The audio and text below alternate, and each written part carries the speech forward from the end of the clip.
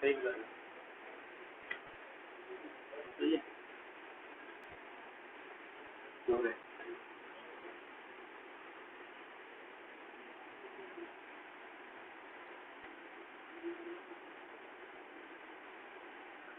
میں زمانہ اللہ انتر صلی اللہ علیہ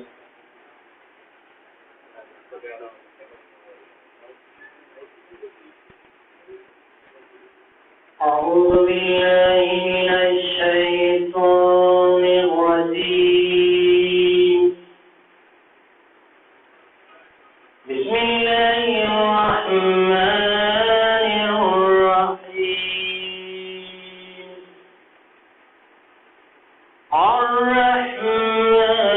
الرحمن علم القرآن خلق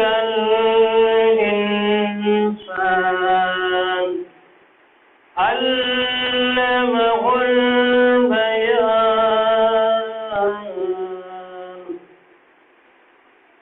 الشمس والقمر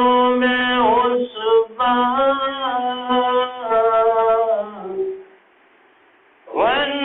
والنجم والشجر يسجدان والسماء رفعها ووضع الميزان ألا تطغوا في الميزان فبأي آلاء ربكما تكذبان خلق الإنسان من صلصال كالفخار خلق النار من مارج من نار وبأي آلاء ربكما تكذبان رب المشرقين ورب المغربين وبأي آلاء ربكما تكذبان مرج البحرين يلتقيان بينهما برزخ لا يبغيان وبأي آلاء ربكما تكذبان يخرج منهما اللؤلؤ والمرجان وبأي آلاء ربكما تكذبان وله الجوار المنشآت في البحر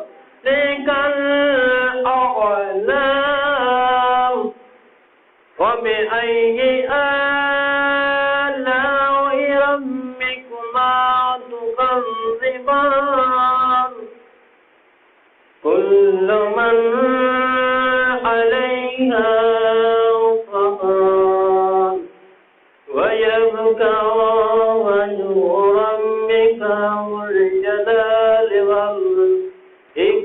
والإكرام وبأي آلاء ربكما تكذبان يسأله من في السماوات والأرض كل يوم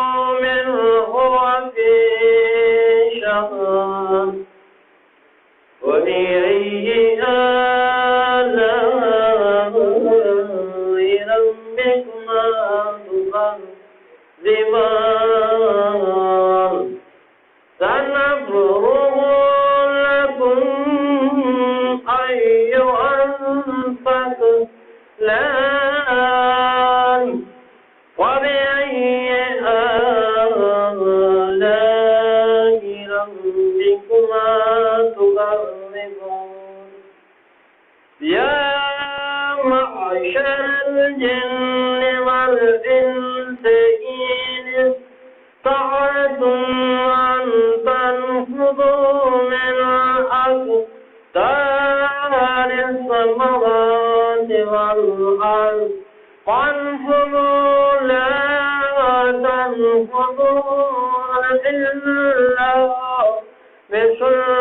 بسلطان وبأي آلاء ربكما تكذبون صدق الله العلي العظيم.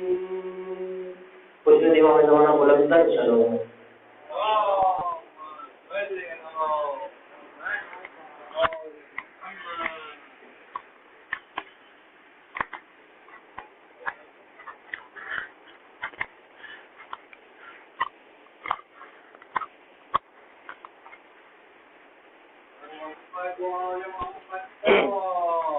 اللهم صل على محمد وآل محمد وعجل فرجهم. ایک اور باواز بولو درود پڑھ دیجئے محمد وآل محمد.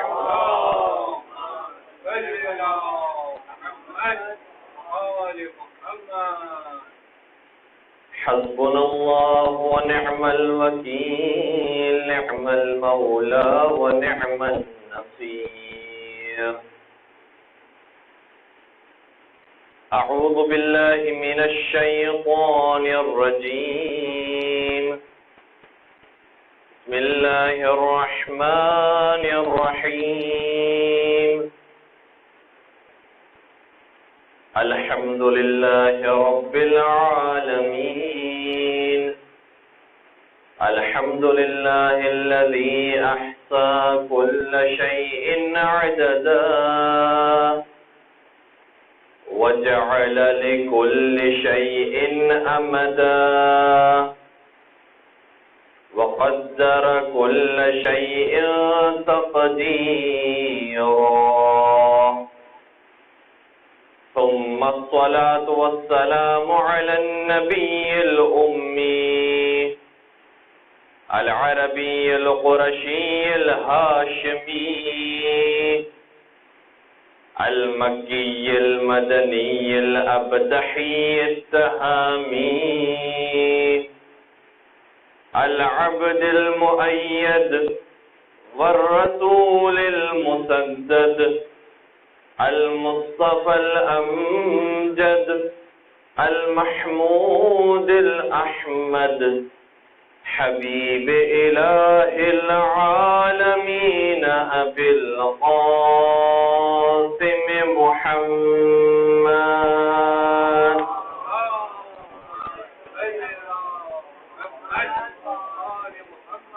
وعلى أهل بيته الطيبين الطاهرين المعصومين المظلومين الذين أذهب الله عنهم الرجس وطهرهم تطهيرا.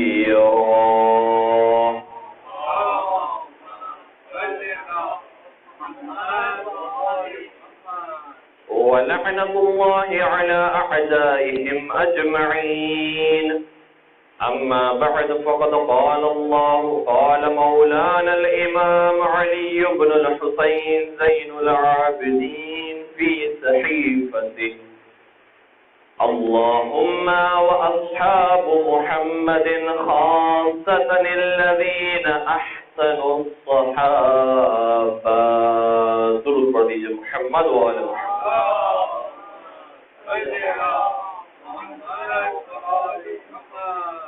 عزیزان گرامی قدر، ہمارا موضوع صحیفہ سجادیہ کی دعائیں ہیں، اور آج انشاءاللہ جس موضوع پر مولا سید سجاد کی دعا پیش کرنے کی کوشش کی جائے گی وہ صحابہ کرام کا موضوع ہے.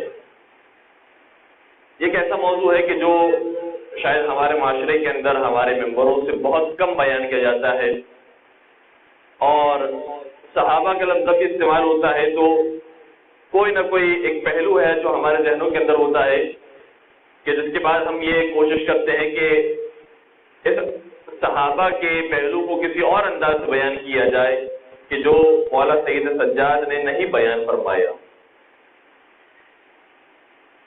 یہ شیعہ حیدر کرار کا قرہ امتیاز ہے، اور یہ ائمہ اصحاب السلام کی تعلیمات ہیں کہ جس کے بعد ایک ایسی صفت ہمیں عطا ہوئی ہے جو کسی اور مسلک اور فرقے کو عطا نہیں ہوئی۔ وہ صفت یہ ہے کہ ہم آزاد اندیش لوگ ہیں، ہم کھلے دل کے لوگ ہیں، ہم کھلے ذہن کے لوگ ہیں، ہم ہر ایک کی بات کو سنتے ہیں اور جو ہمیں حق محسوس ہوتی ہے اسے قبول کرتے ہیں اور باقی سب کو رد کر دیتے ہیں۔ کسی نے کیا خوب کہا کہ ہم نے کب کہا کہ ہماری ہے کربلا، ہم نے کب کہا کہ ہماری ہے کربلا، حق بات تم کہو تو تمہاری ہے کربلا۔ کوئی ہماری جاگیرداری نہیں ہے کہ ہمیں کربلا کو اپنے پاس ہی رکھنا ہے، نہیں، جو بھی حق بات کہنے والا ہے کربلا اس کی ہے۔ تو ہمارے ائمہ اصحاب السلام نے، مراجعین نے، علماء کرام نے یہ روش ہمیں سکھائی ہے کہ جہاں پر حق ملے بس اسی کی پیروی کرو، اسی کی اطاعت کرو، چاہے کوئی دشمن کوئی اچھی بات سچی بات کہنے والا ہو اس کی بھی ستائش کرو، اس کی بھی تعریف کرو۔ اور یہی وہ صفت تھی جس کی وجہ سے آج ہمارے کتاب خانوں کے اندر اہل سنت کی کتابیں آپ کو نظر آئیں گی، چاہے قم کا کتاب خانہ ہو، چاہے نجف کا کتاب خانہ ہو، چاہے کراچی کی کسی حوزے کا کتاب خانہ ہو، ہمارے جتنے بھی بڑے بڑے مراکز اور حوزات علمیہ ہیں سب کے اندر آپ کو ہر مسلک کی، ہر فرقے کی کتابیں نظر آئیں گی، کیونکہ ہمیں کوئی پریشانی ہی نہیں، یعنی کوئی اور ایسا ہے ہی نہیں کہ جو حق بات کہنے والا ہو سوائے محمد و آل محمد کے۔ لہذا ہمیں یقین ہے کہ ان ساری کتابوں کو پڑھنے کے باوجود جتنے شیعہ طالب علم ہیں انہیں اپنے مذہب کے حق ہونے پر یقین ہوگا اور دوسروں کے مذہب کے باطل ہونے پر یقین ہوگا۔ یہ ہمارا طور امتیاز ہے۔ لہذا آج ہماری بڑی بڑی لائبریریز کے اندر صاحب ستہ آسانی سے مل جائے گی، بلکہ وہی صاحب ستہ ملے گی جو سعودی عرب سے چھپ کر آئی، وہی صاحب ستہ ملے گی جو مصر سے چھپ کر آئی، وہی صاحب ستہ ملے گی جو لبنان سے، بیروت سے چھپ کر آئی۔ اسی طریقے سے دوسری تاریخی کتابیں جو اہل سنت نے لکھی وہ ہمارے یہاں موجود ہیں، تفاسیر کی کتابیں جو امام فخر الدین رازی نے لکھی ہے کسی اور نے لکھی ہوئی سب موجود ہیں، حدیث کی کتابیں یہ ہمارے یہاں موجود ہیں، رجال کی کتابیں ہمارے یہاں موجود ہیں، حتیٰ فقہ کی کتابیں بھی ہمارے کتاب خانوں کے اندر مل جائیں گی۔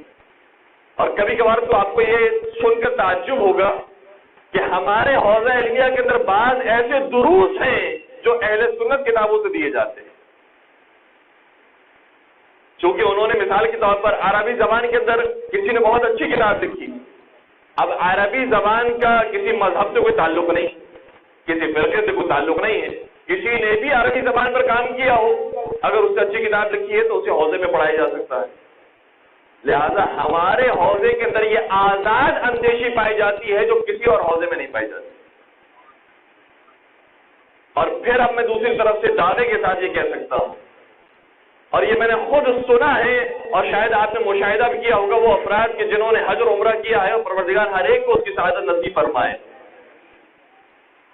سعودی عرب کے اندر یہ وہ ملک ہے جو اہل سنت کا ملک ہے، ان کے چوتھے خلیفہ کا نام علی بن ابی طالب ہے، لیکن اس کے باوجود مولا متقیان کے کلام کا مجموعہ جس کا نام نہج البلاغہ ہے وہ سعودی عرب کے اندر شائع کرنے کی اجازت نہیں ہے۔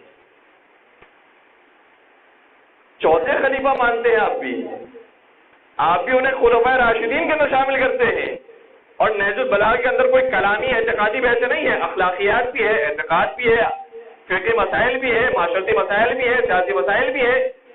نہج البلاغہ جیسی عظیم فصیح و بلیغ کتاب سعودی عرب میں چھپنے پر پابندی ہے، صحیفہ سجادیہ کے چھپنے پر پابندی ہے، اور پھر آپ ان جب بڑی بڑی کتابوں کو سن رہے ہیں تو یقیناً کتاب کافی کے چھپنے پر پابندی ہے، ملا یحضر الفقیہ کے چھپنے پر پابندی ہے، تہذیب الاحکام کے چھپنے پر پابندی ہے، استفسار کے چھپنے پر پابندی ہے، بہار الانوار کے چھپنے پر پابندی ہے، وسائل الشیعہ کے چھپنے پر پابندی ہے. اور آپ ہمارے حوض علمیہ کے اندر آئیے، کتاب خانے کے اندر آئیے، آپ کو وہاں پر صحیح بخاری بھی ملے گی، صحیح مسلم بھی ملے گی، سنن داؤد بھی ملے گی، سنن ابن ماجہ بھی ملے گی، سنن نسائی بھی ملے گی، سنن ترمذی ملے گی، تفسیر کبیر بھی ملے گی، تاریخ ابن کثیر بھی ملے گی، بدایہ و نہایہ بھی ملے گی. آپ کو جو اہل سنت کتاب چاہیے وہ شیعہ کتاب خانے کے اندر ملے گی. لیکن اہل سنت کتابوں کے اندر شیعوں کی کتابیں نظر نہیں آئے گی. اور یہ خود ایک بہت واضح سا پیغام ہے کہ جب لوگ حق سے دور ہو جائیں، علم سے دور ہو جائیں، تو پھر انہیں سب کچھ نصیب ہو سکتا ہے، لیکن مدینۃ العلم کا دروازہ انہیں نصیب نہیں ہوتا. انہیں پھر سب کچھ نصیب ہو سکتا ہے، لیکن ختم مرتبت کی تربیت انہیں پھر نصیب نہیں ہو سکتی. درود پڑھ دیجئے محمد و آل محمد پر.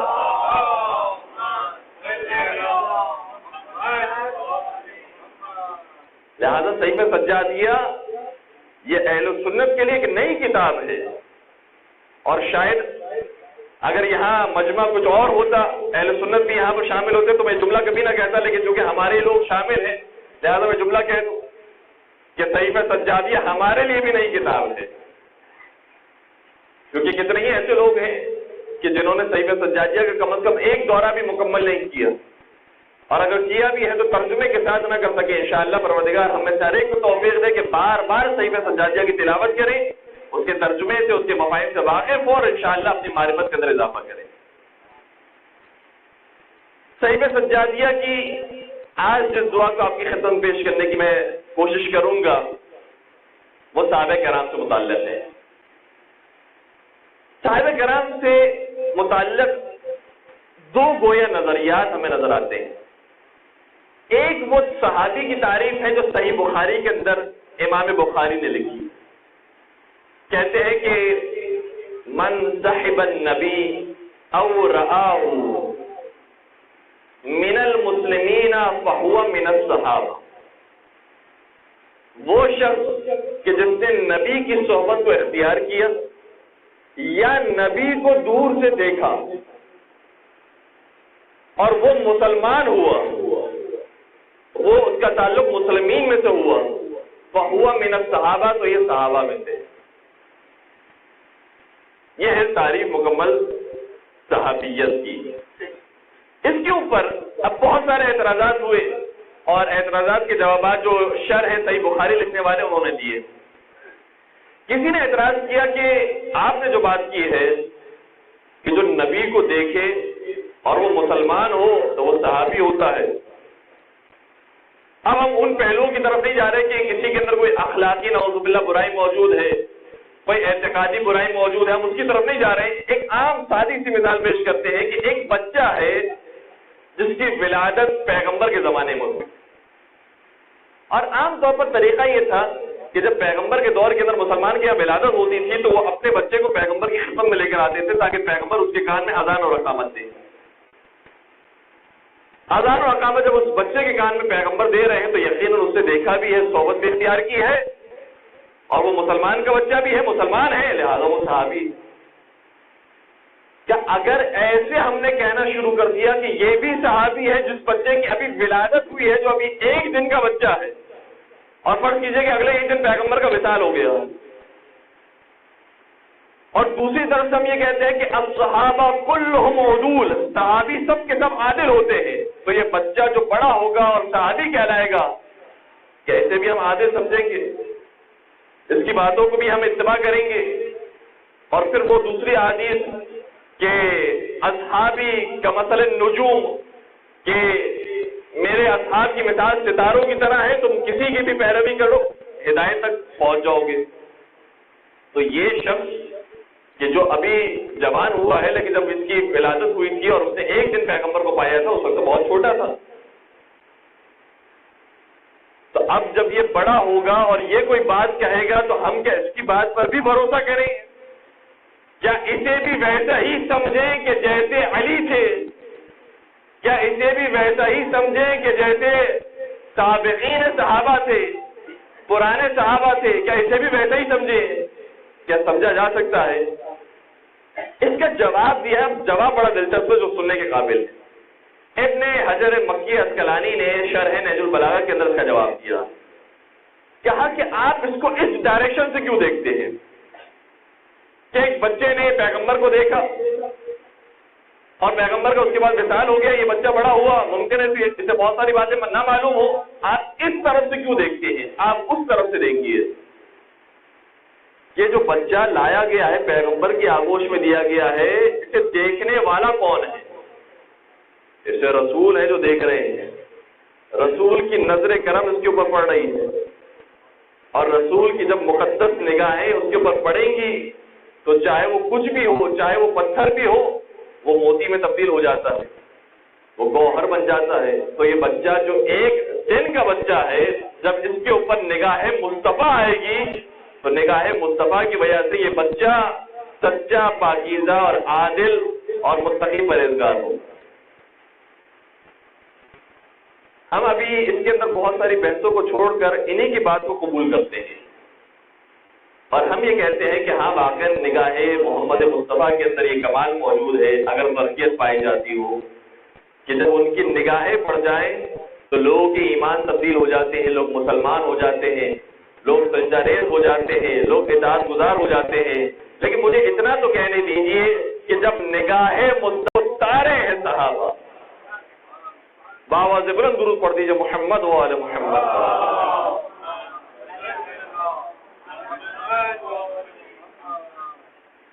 चुनांचे हम सहाबा का एहतराम करते हैं और बाद सहाबा के मरातिब बहुत ज्यादा बुलंद है, और 3 उनमें से सहाबी वो हैं कि जिनका नाम बच्चों को मालूम है, सलमान फारसी, अबू ज़र गफ़ारी, मिक़दाद अस्वद। ये 3 तो बहुत आला दर्जे के सहाबा हैं और इनका मकाम मर्तबा ये है कि अभी ये दुनिया के अंदर मौजूद थे तो पैगंबर ने इन्हें बशारत दी कि तुम्हें जन्नत के अंदर फलां हूर मिलेगी। रमजान के महीने में क्विज़ तैयार किए जाते हैं तो ये बहुत अच्छा क्विज़ का सवाल बन सकता है कि सलमान फारसी को कौन सी हूर मिलेगी, इसका तज़किरा रिवायत के अंदर मौजूद है। अबू ज़र गफ़ारी की हूर का नाम क्या होगा, रिवायत के अंदर मौजूद है। मिक़दाद की हूर का नाम क्या होगा, रिवायत के अंदर मौजूद है। इनको तो जन्नत, इनको भी जन्नत में बशारत में, जन्नत की बशारत मिली दुनिया के अंदर। और एक रिवायत का जुमला यह है कि पैगंबर ने इरशाद फरमाया, सारी दुनिया तलबगार है जन्नत के, और जन्नत वो है कि जो 4 हस्तियों की तलबगार है, जिनमें से सर फहरिस्त तो अली मुर्तज़ा है, उसके बाद सलमान फारसी, अबू ज़र गफ़ारी, मिक़दाद इब्न अस्वद। तो सहाबी बाज़ ऐसे थे जो गैर मासूम है, लेकिन पैगंबर अकरम ने कई मरतबा उनके फ़ज़ाइल को बयान किया, उनकी शान को बयान किया है। इनके तज़किरे को हमें जिंदा रखना है, हमारे मिंबरों से बयान होना चाहिए। और वाक़ई सही में सज्जादिया की जो दुआ है, अगर आप इसे किसी ऐसे अहले सुन्नत माशरे के अंदर लेकर जाएं कि जहां पर कोई शिया मौजूद ना हो और उसके सामने भी मौलाना सईद सज्जाद की दुआ पेश करें, तो न सिर्फ ये कि वो कोई एतराज नहीं करेगा बल्कि ताज्जुब करेगा और कहेगा कि हमें खुशी हुई कि आपकी ऐसी दुआ पाई जाती। हो सकता है कि शियत की तरफ राग़िब हो जाए। इस कदर खूबसूरत तरीके से मौलाना सईद सज्जाद ने सहाबा का तारुफ बयान फरमाया। और सिर्फ सहाबी वो नहीं है कि जो पैगंबर के दौर के अंदर था, बल्कि बयान फरमाया कि जनाब आदम से लेकर जनाब खातम तक जितने भी अफराद थे जो उनके ज़माने में मौजूद थे और उन पर ईमान लेकर आए, उन सब पर हमारा दुरूद व सलाम। आदम के असहाब पर, जनाब नूह के असहाब पर, जनाब इब्राहीम के असहाब पर, जनाब मूसा के असहाब पर, जनाब ईसा के असहाब पर और जनाब खत्म हज़रत मोहम्मद मुस्तफ़ा सल्लल्लाहु अलैहि वसल्लम के असहाब पर।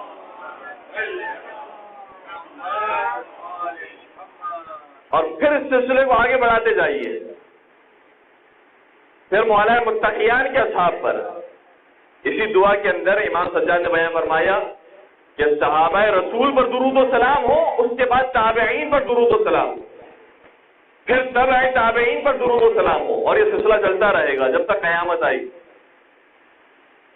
तो आज के दौर के अंदर भी हम और आप में से बहुत से हैं कि जो सहाबी हैं। किसके सहाबी हैं? इमाम ज़माना अज्जलल्लाहु तआला फरजहु शरीफ के सहाबी।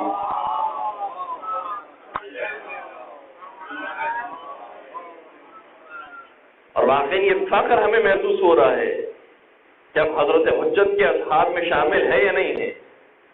جس طریقے سے سرکار سید الشہداء کے اصحاب کے اندر 72 افراد شامل ہیں، کیا ہم ان 313 کے اندر شامل ہیں یا نہیں ہے؟ ہر ایک کو یہ اپرچونٹی ملی ہے. اور یہ جب زندگی ختم ہوگی تو قیامت کا ایک منظر قرآن کریم نے بڑا خوبصورت انداز میں پیش کیا ہے. میں تھوڑا سا وقت لوں گا آپ کا، انشاءاللہ میرے ساتھ دیجیے گا.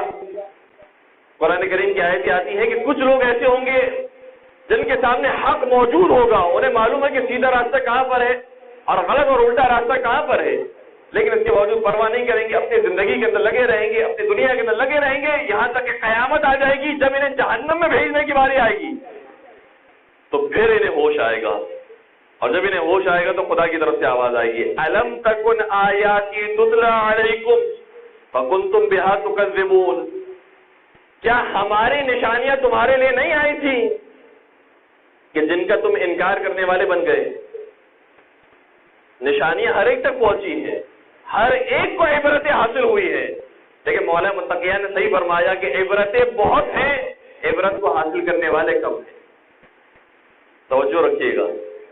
جب پروردگار کی طرف سے یہ آواز آئے گی کہ کیا تمہارے سامنے نشانیاں نہیں آئی تھی، اب وہ جواب دیں گے. اب جواب سننے کے قابل ہے.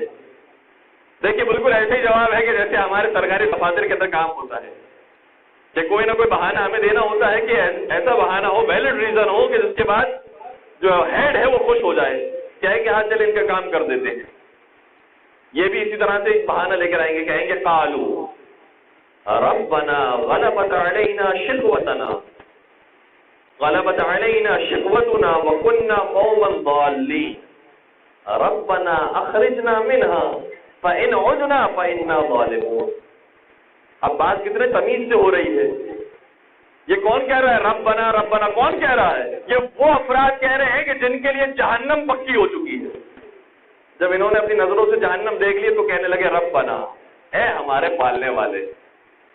دنیا میں تو کبھی نہیں کہا تھا ربنا، دنیا میں تو کبھی سجدہ نہیں کیا تھا، لیکن جیسے ہی جہنم کو اپنے سامنے دیکھا تو فوراً سے کہنے لگے ربنا غلبت علینا شقوتنا، ہماری جو بدبختی تھی وہ ہم پر غالب آ گئی، فکننا قوما ضالین، اور ہم گمراہ قوم میں سے ہو گئے. ربنا اخرجنا منها، اے ہمارے پالنے والے ہمیں یہاں سے خارج کر دے، ہمیں یہاں سے نکال دے، ابھی فی الحال ہمارا کام ہو جائے.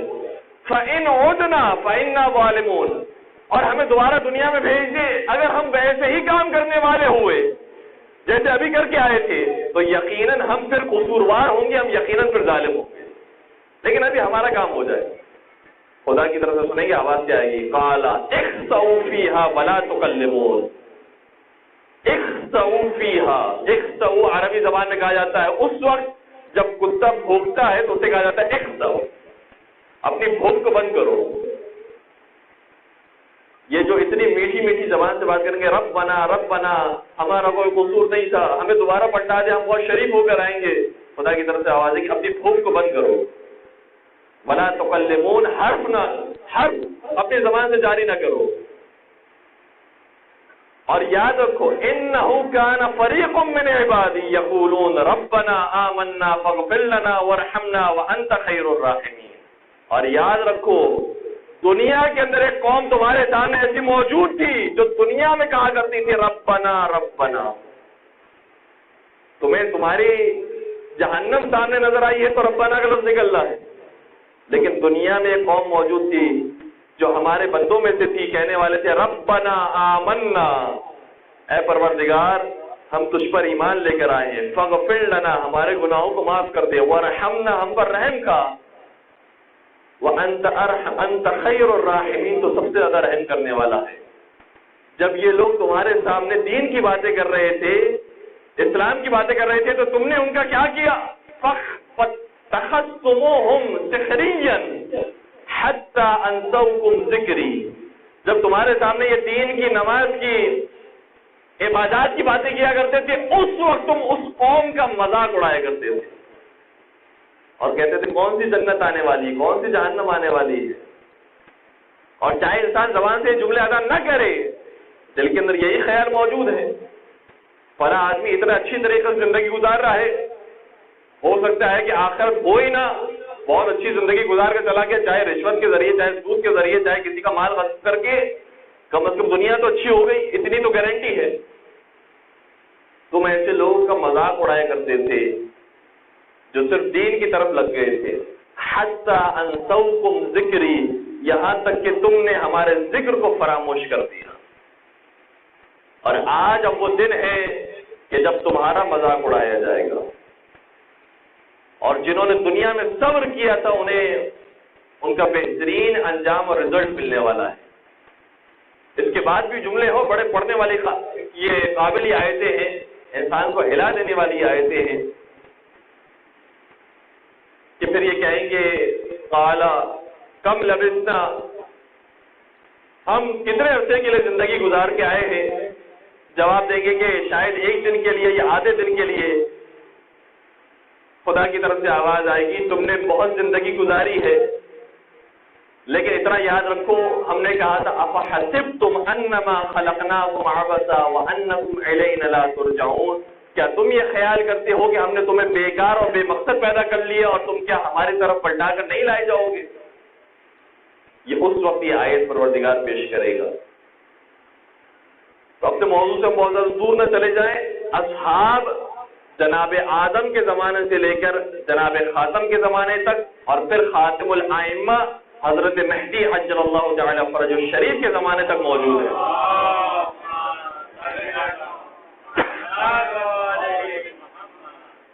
لیکن واقعی جو زحمتیں پیغمبر کے دور میں صحابہ نے برداشت کی ہے واقعی بہت سخت ہے۔ اس کے اندر بھی یہ بات انشاءاللہ اس دعا کے اندر بھی بیان ہوگی، اور کوشش کریں گے کہ اس کے ترجمے کو تھوڑا تھوڑا کر کے آپ کی خدمت میں پیش کریں، اور انشاءاللہ اگر ہمیں وقت ملا تو کچھ اور عرائض بھی بیان کرنے کی کوشش کریں گے۔ ایک اور باوجھ درود پڑھ دیجیے محمد و آل محمد۔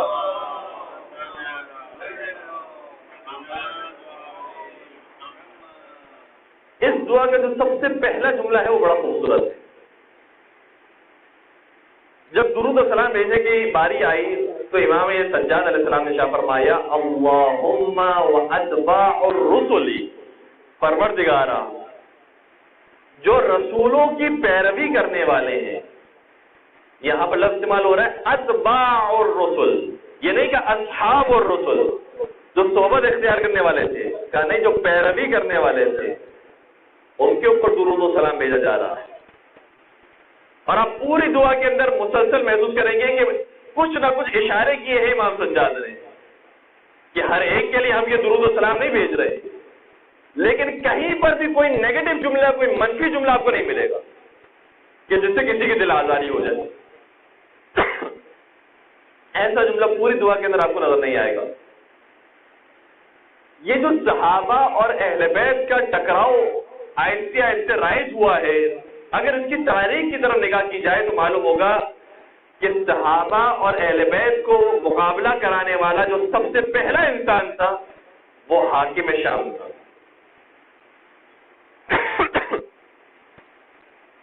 حاکم شام نے اس بیج کی بنیاد رکھی کہ اہل بیت وہ ہیں کہ جو امامت کے قائل ہیں، امامت کی طرف جا رہے ہیں، ان کے حق کو غصب کرنے والے یہی لوگ ہیں، لہذا ایسے ایسے ان کو مقابلے پر کھڑا کرو، ان کو بلند کرو، ان کو بڑا کرو تاکہ یہ مقابلہ کرے اہل بیت کا۔ کئی مرتبہ اس نے خطوط لکھے ہیں امام مولانا متقیان کو، کہا ہے کہ آپ کے زمانے میں ہوا کیا تھا کہ جس کی وجہ سے صحابیوں نے آپ کا ساتھ نہیں دیا، آپ کے زمانے میں ہوا کیا تھا کہ جس کی وجہ سے آپ صحابیوں سے ناراض ہو گئے۔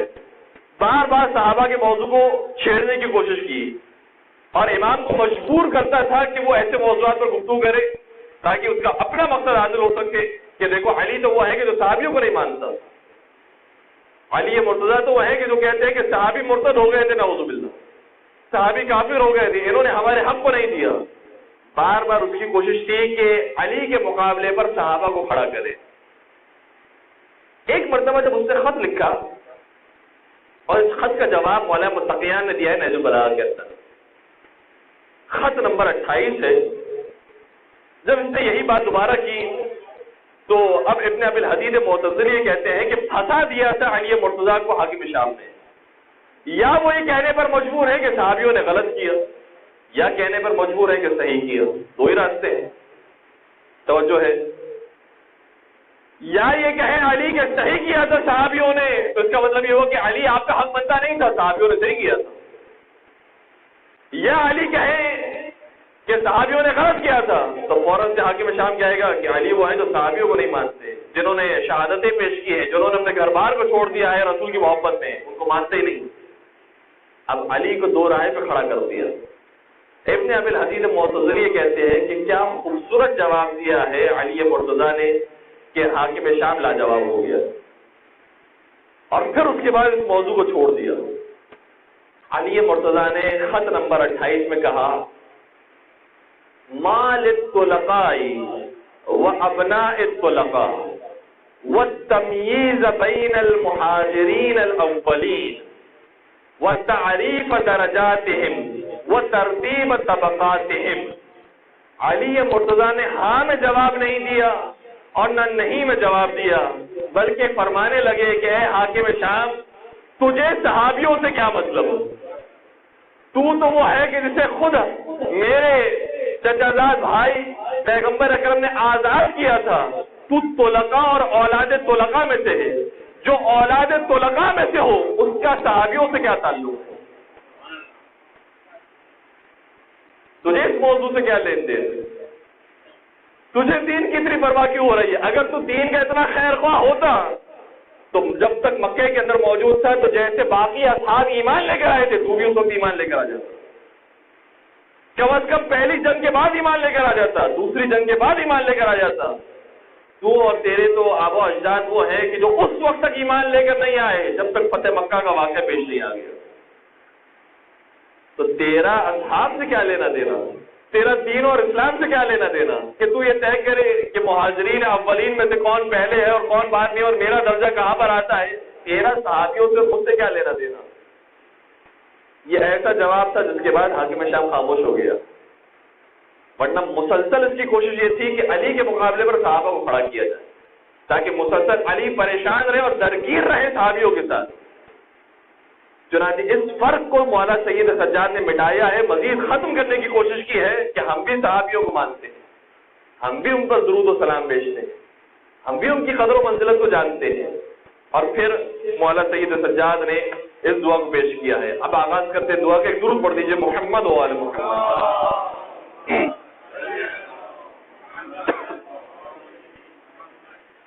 بسم اللہ الرحمن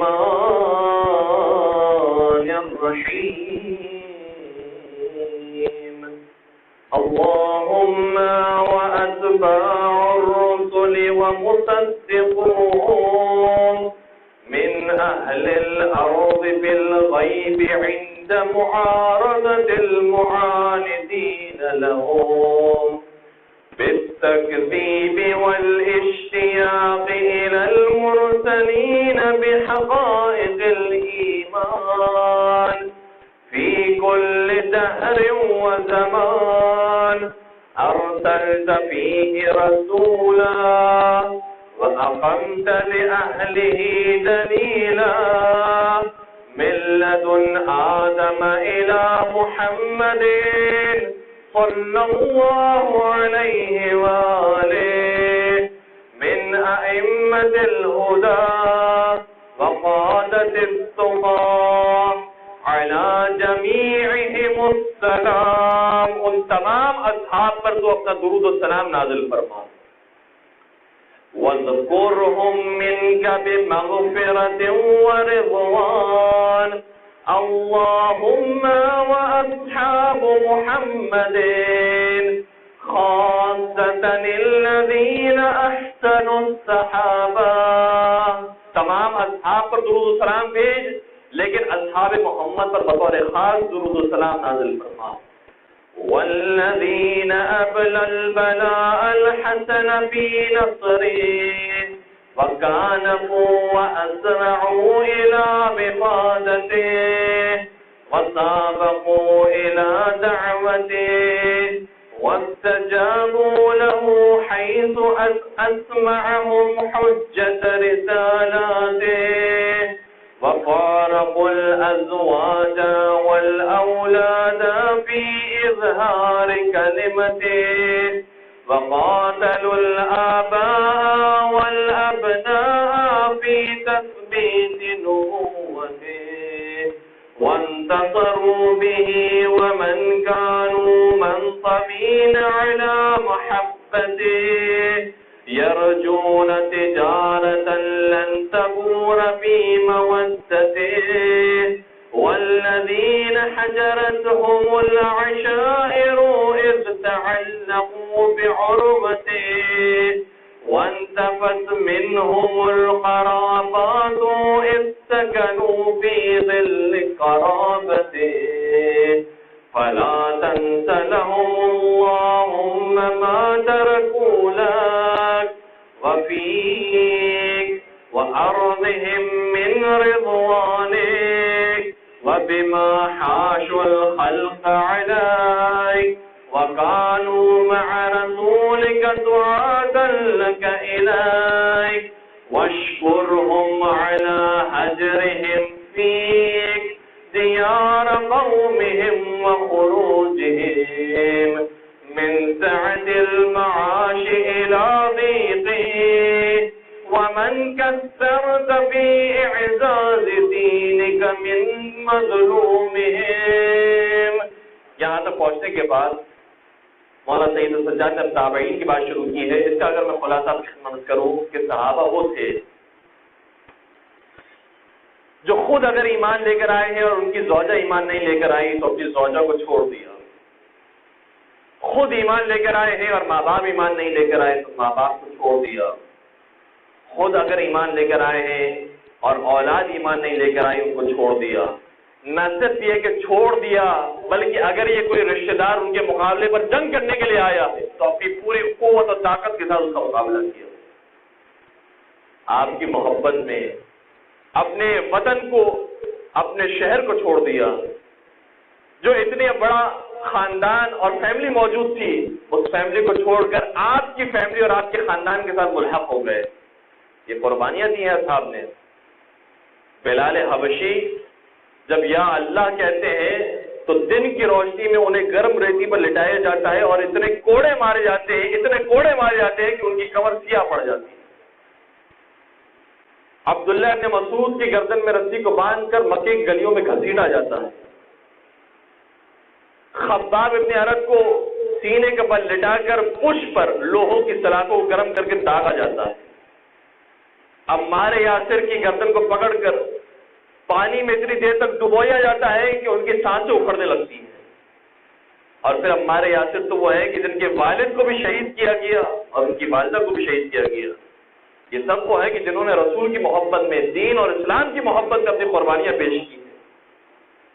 تو صحابیوں کی تعداد بہت زیادہ ہے کہ جنہوں نے اپنی قربانیاں پیش کی ہے. صرف 3 اور 4 اور 5 کی تعداد نہیں ہے, سینکڑوں کی ہزاروں کی تعداد تھی. اب بعد میں جا کر کچھ حالات ایسے پیدا ہوئے کہ جس کے بعد دنیا طلبی نے یا راحت طلبی نے انہیں کچھ معاملات کے اندر دور کر دیا. لیکن اس کا مطلب یہ کہ وہ ایسے کافر ہو گئے کہ جیسے حاکم شام اور اس کا باپ کافر تھا, ایسے کافر ہو گئے کہ جیسے ابو جہل اور ابو لہب کافر تھے. یہ وہ کافر نہیں ہے, یہ مسلمان تھے. انہوں نے خدمات کی ہیں, انہوں نے قربانیاں دی ہیں, انہوں نے زحمتیں برداشت کی ہیں. جب ان کا تذکرہ ہو جاتا ہے تو اب تابعین کا تذکرہ مولا سید السجاد شروع فرماتے ہیں. اللهم وأوصل إلى التابعين لهم بإحسان الذين يقولون ربنا اغفر لنا ولإخواننا الذين سبقونا بالإيمان خير جزائك الذين قصدوا سمتهم وتحروا وجهتهم ومضوا على شاكلتهم لم يثنهم ريب في بصيرتهم ولم يختلجهم شك في قصو آثارهم والاهتمام بهداية منارهم مكانفين وموازرين لهم يدينون بدينهم ويهتدون بهديهم يتفقون عليهم ولا يتهمونهم فيما أدوا إليهم اللهم وصل على التابعين من يومنا هذا إلى يوم الدين وعلى أزواجهم وعلى ذرياتهم وعلى من أطاعك منهم. مولانا سید سجاد فرماتے ہیں کہ ان تمام تابعین پر درود و سلام ہو کہ جو قیامت تک آنے والے ہیں، جو خود بھی مسلمان تھے، ان کے اہل و عیال بھی مسلمان تھے، ان کی اولاد بھی مسلمان تھی، ان سب پر درود و سلام. یہاں تک پہنچنے کے بعد اب ایسا درود و سلام پیش کرتے ہیں کہ اس کے بعد اس کی کچھ صفات بیان ہو رہی ہے. میں آپ کی خدمت میں صرف ایک جملہ کروں پھر اس کی وضاحت کروں. فرماتے ہیں کیسی صلوات کو؟ صلاۃً تعصمہم بہا من معصیتک. پروردگار ان پر ایسا درود و سلام نازل فرما کہ جس کے ذریعے وہ معصیت سے مزید دور ہو جائے. اس کے بعد مزید اور مراحل ہیں. ایسا درود و سلام نازل فرما کہ جس کے بعد وہ نیک کاموں کی طرف راغب ہو جائے. میں ایک نتیجہ دینے جا رہا ہوں. ایسا درود و سلام نازل فرما کہ جس کے بعد وہ تیرے قرب کو مزید حاصل کرے. ایسا درود و سلام نازل فرما کہ جس کے بعد وہ برائیوں سے مزید دور ہوتے جائیں اور ان کا انجام نیک افراد کے اندر ہو اور جنت میں ان کا داخلہ ہو جائے. یہ کس کے لیے درود و سلام ہو رہا ہے؟ کس کے لیے درود و سلام ہو رہا ہے؟ صحابہ کے لیے ہو رہا ہے اور تابعین کے لیے ہو رہا ہے. یہی تھوڑا سا انداز آپ کو اہل بیت کے اوپر جب درود و سلام بھیجا جاتا ہے تب بھی نظر آئے گا. یہاں پر لفظ استعمال ہوا اللہم وصل علی التابعین من یومنا ھذا الی یوم الدین. پروردگار تابعین پر درود و سلام بھیج. کیسا درود و سلام کہ جو انہیں برائیوں سے دور کر دے. جب اہل بیت پر بھی درود و سلام کی باری آتی ہے تب بھی ہم کہتے ہیں کہ ان پر بھی درود و سلام بھیج اور ایسا درود و سلام بھیج. کیسا درود و سلام بھیج؟ پھر ہم وہاں یہ نہیں کہتے کہ ایسا درود و سلام بھیج کہ جس کے بعد اہل بیت برائیوں سے دور ہو جائے، نیکیوں سے قریب ہو جائے، جنت میں ان کا داخلہ ہو جائے، جہنم سے بچ جائے. بلکہ ہم یہ کہتے ہیں صلاۃً تامۃً کثیرۃً دائمۃً متواترۃً کأفضل ما صلیت علی احد من اولیاء. جب اہل بیت پر درود و سلام کی باری آتی ہے تو ہم مسلسل یہ کہتے ہیں کہ پروردگار ان پر ایسا درود و سلام نازل فرما کہ جو ہمیشہ جاری رہنے والا ہو، جو دائمی ہو، جو کثرت کے ساتھ ہو، جو مسلسل ہو، جو متواتر ہو، اور ایسا بہترین درود و سلام ہو کہ جو تیرے بندوں میں سے کسی نیک بندے کو حاصل نہ ہوا ہو. درود پڑھ دیجئے محمد و آل محمد.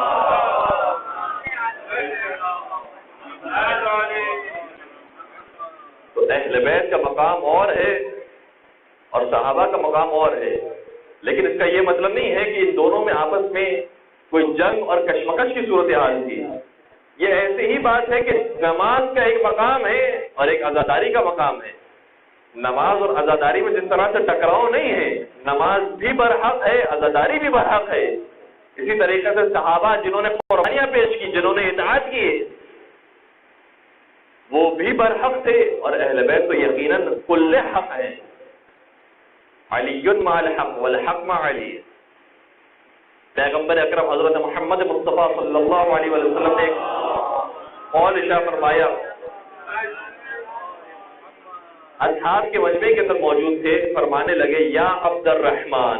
عبد الرحمن ابن عوف سے فرمایا یا عبد الرحمن انتم اصحابی وعلی بن ابی طالب منی.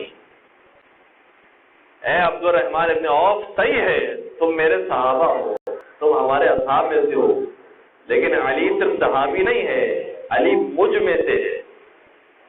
فمن قاسہ بغیرہ فقد جفانی. جس نے علی کو کسی دوسرے کے ساتھ مقایسہ کیا اس نے میرے ساتھ ظلم کیا. ومن جفانی فقد آذانی. اور جس نے میرے ساتھ ظلم کیا ہے، اس نے مجھے اذیت پہنچائی ہے، اور جس نے مجھے اذیت پہنچائی ہے اس نے پروردگار کو اذیت پہنچائی اور تکلیف پہنچائی، اور اس کا ٹھکانہ جہنم. تو اہل بیت کا مقام اور ہے، صحابہ کا مقام اور ہے. لیکن اس کا یہ مطلب نہیں کہ صحابہ وہ تھے کہ جو نعوذ باللہ کافر تھے، نعوذ باللہ جہنمی تھے، نہیں صحابہ میں سے اکثریت وہ تھی کہ جنہوں نے پیغمبر کا ساتھ دیا ہے، قربانیاں دی ہیں، اپنی اولاد کو چھوڑا ہے، اپنے رشتہ داروں کو چھوڑا ہے، پیغمبر کی محبت میں، پیغمبر کی خاطر. اللهم وصل على التابعين من يومنا هذا إلى يوم الدين وعلى أزواجهم وعلى ذرياتهم وعلى من أطاعك منهم صلاة تعصمهم بها من معصيتك وتفتح لهم في رياض جنتك وتمنعهم بها من كيد الشيطان وتعينهم بها على ما استعانوك عليه من بر وتقيهم طوارق الليل والنهار إلا طارقا يترك بخير وتبعثهم بها على اعتقاد حسن الرجاء لك والسمع فيما عندك وترك التهمة فيما تحميه أيدي العباد لتردهم إلى الرغبة إليك والرهبة منك وتزهدهم في سعة العاجل وتحبب إليهم العمل للأجال والاستعداد لما بعد الموت وتهون عليهم كل كرب يحل بهم يوم خروج الأنفس من أبدانها وتعافيهم مما تقع به الفتنة من محظوراتها وقبة النار وطول الخلود فيها وتسيرهم إلى أمن من مقيل المتقين. درود پڑھ دیجیے محمد و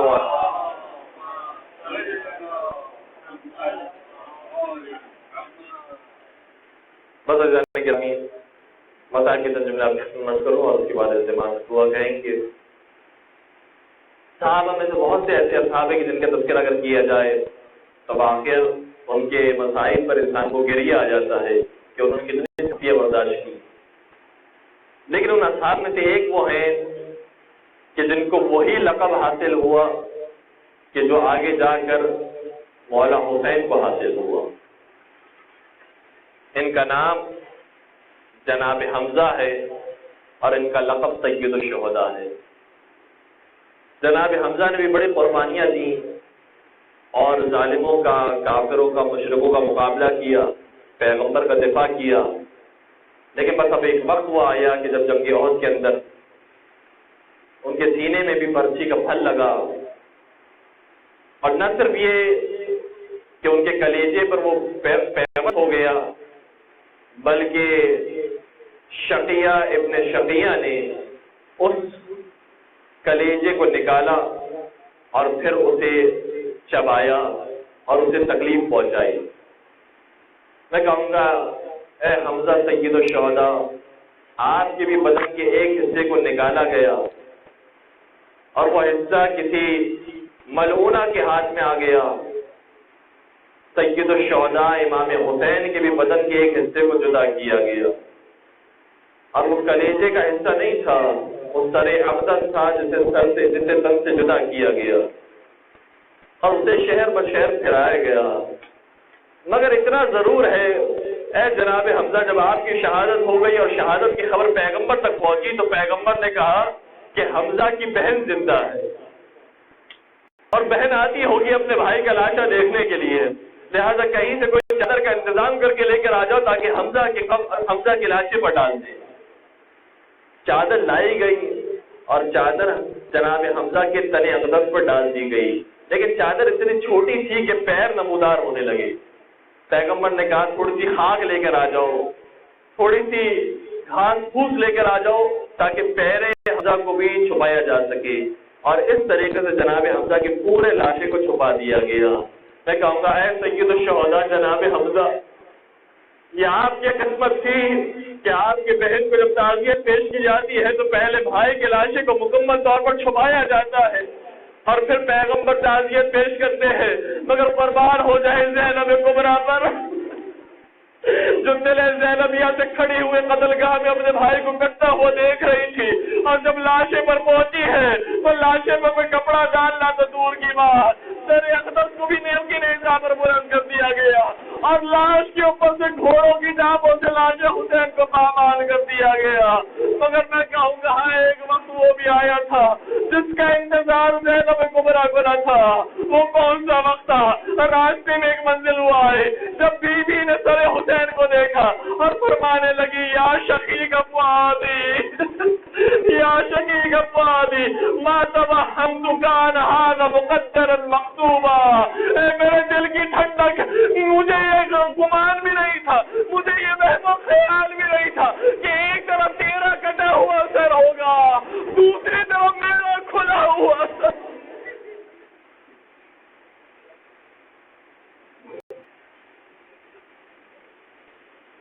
ألا ولعنة الله على القوم الظالمين وسيعلم الذين ظلموا آل محمد أيام منقلب ينقلبون۔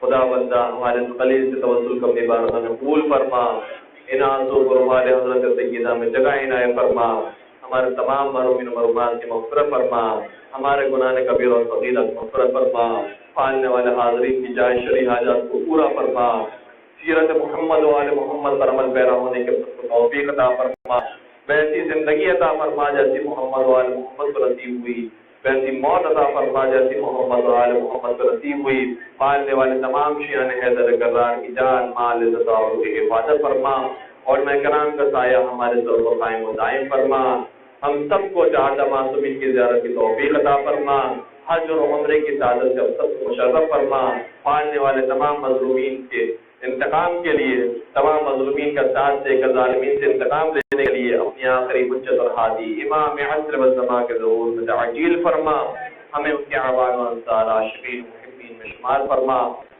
ایک سورہ فاتحہ کی درخواست ہے اور اس سے قبل ایک دعا کی بھی درخواست کی گئی ہے ڈاکٹر حسین صاحب کے لیے، ایک خاتون کی حاجت روائی کے لیے بھی دعا کروائی گئی ہے، اور افطار پارٹی کے ایک ممبر سجاد دیوجانی ان کی صحت کے لیے بھی دعا کروائی گئی ہے۔ پالنے والے بیماری سید سجاد کے واسطے سب کو شفائے کامل اور عاجلہ عطا فرما، اور جس کی جو حاجت ہو وہ مولا سید سجاد کے صدقے میں برآوردہ فرما۔ ایک سورہ فاتحہ کی درخواست ہے مرحوم معصوم علی علادین اور ان کے خاندان کے تمام مرحومین، روشن علی لیلانی اور ان کے خاندان کے تمام مرحومین، مرحوم عاشق علی آغا، مرحومہ طاہرہ جعفر علی، مرحومہ خیر النساء اسماعیل غلام حسین سوجا، غلام علی لاقہ پور والا، حاضرین کے تمام مرحومین و مرحومات کے لیے اور کل مومن و مومنات کے لیے رحم اللہ من قرأ الفاتحہ۔ بسم اللہ الرحمن الرحیم، الحمد للہ رب العالمین، الرحمن الرحیم، مالک یوم الدین، إياك نعبد وإياك نستعين، اهدنا الصراط المستقيم، صراط الذين أنعمت عليهم غير المغضوب عليهم ولا الضالين۔ بسم الله الرحمن الرحيم، قل هو الله أحد الله الصمد لم يلد ولم يولد ولم يكن له كفوا أحد۔ بسم الله الرحمن الرحيم، قل هو الله أحد الله الصمد لم يلد ولم يولد ولم يكن له كفوا أحد۔ بسم الله الرحمن الرحيم، قل هو الله أحد الله الصمد لم يلد ولم يولد ولم يكن له كفوا أحد۔ اللهم اغفر للمؤمنين والمؤمنات والمسلمين والمسلمات الأحياء منهم والأموات، تابع بيننا وبينهم بالخيرات، إنك مجيب الدعوات، إنك على كل شيء قدير، برحمتك يا أرحم الراحمين۔